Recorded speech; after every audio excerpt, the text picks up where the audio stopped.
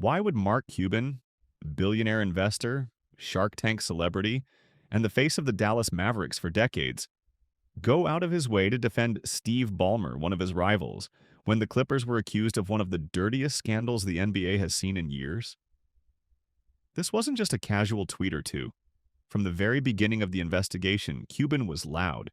He jumped into arguments online, he battled with journalists, he even went after Pablo Torre in back-and-forth exchanges that dragged on for weeks, and all of it to protect Steve Ballmer. But here's the thing. Nobody else was doing this. No other owner wanted to touch this controversy. It was radioactive. The NBA was buzzing with speculation about under-the-table payments, shady contracts, and secret deals. And there was Mark Cuban, standing up like he was Ballmer's lawyer. Why? At first glance, it looks like pure loyalty. Maybe Cuban genuinely believed Ballmer was innocent.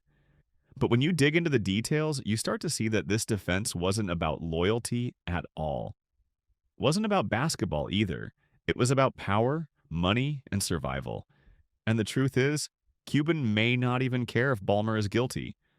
What he really cares about is making sure that when the dust settles, one of the richest men in the world owes him big. The scandal started when rumors surfaced that the Clippers had found ways to pay Kawhi Leonard outside of his NBA contract. Sponsorship deals, personal connections, sudden cash flowing from Ballmer's circle, all of it raised eyebrows. From day one, Mark Cuban declared, "I'm on Team Ballmer." And he didn't just say it once and move on. He argued with anyone who suggested Ballmer was guilty. He gave long explanations on podcasts. He fired off tweet after tweet. He was relentless. Meanwhile, most other owners stayed quiet. They had no reason to get involved. If anything, they were happy to see a rival squirm under the spotlight. But Cuban wasn't just involved, he was obsessed. And that's where people started asking, what does Cuban gain by doing this? The accusations against Ballmer were messy, but they all pointed to the same thing. Kawhi Leonard's massive paychecks might have been padded with off-the-books money. One payment in particular stood out. $2 million from Dennis Wong, a Ballmer associate, landing right when Kawhi received a similar amount. The timing was suspicious. Too suspicious. But Cuban? He had an explanation for everything.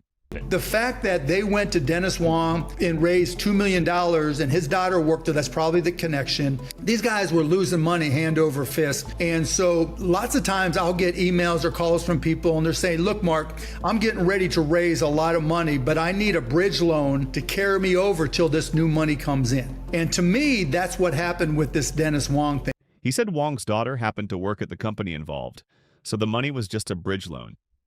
He argued that Ballmer was too smart to risk such an obvious violation. He even used the timing of Kawhi's payments as evidence, pointing out that some came months after deals were signed, which didn't line up with the idea that Ballmer was secretly funding them.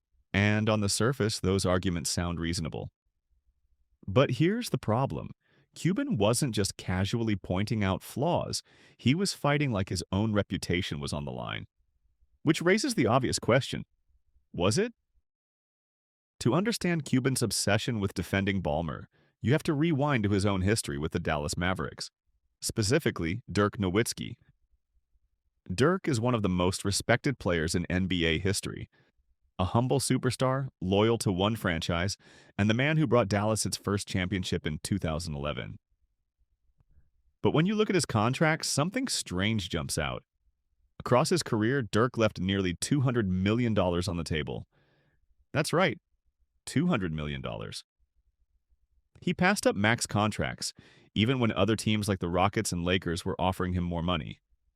He took shorter deals, smaller deals, and team-friendly extensions that let the Mavericks build around him. That sacrifice helped Dallas stay competitive. It even helped them win. But it also raises the obvious question, why would a top 20 all-time player consistently take pay cuts other superstars never would? Theories started floating around. Maybe Cuban sweetened the deal under the table. Maybe he promised Dirk something after retirement. Maybe he found ways to reward him without breaking the official salary cap.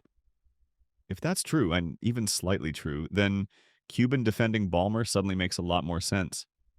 He wasn't just protecting a friend, he was protecting a playbook. This isn't the first time Cuban has taken a public stand that shocked everyone. Think back to the Donald Sterling scandal. The Clippers' old owner was caught making racist comments and the NBA world exploded. Players wore protest shirts. Fans called for his removal. Owners wanted him banned. But Cuban? He said something very different. He argued that in America, people are allowed to be idiots, and that kicking Sterling out might set a dangerous precedent. It was an unpopular stance. People dragged him for it, but it revealed something important about Cuban's mindset. He's always thinking about himself. When he said, "Who's next?" what he really meant was, what if one day it's me? That fear, that need to protect himself, explains a lot about why he jumps into scandals that don't even involve him. At the end of the day, Mark Cuban is not a basketball romantic. He's a businessman. Selling the Mavericks at their peak valuation proved it. Fans thought he'd never let go of the team, but he cashed out the moment the market was at its highest. So when you see him defending Ballmer, it's not about love for the game. It's about business strategy. If you're Cuban, you don't waste hours on Twitter for free. Every word, every battle, every headline, it's an investment. And this time, the investment was in Steve Ballmer. Here's the real play. Cuban saw Ballmer drowning in scandal with nobody coming to his defense. It was the perfect chance to step in and say, "I've got your back." Because what happens when the storm passes? Ballmer remembers exactly who was there when everyone else abandoned him. For Cuban, that's priceless. He doesn't care if the Clippers get fined, if the league investigates, or if the public thinks he's wrong. What matters is that one of the richest men in the world now owes him a favor. And in the secret world of billionaire alliances, that's worth more than money.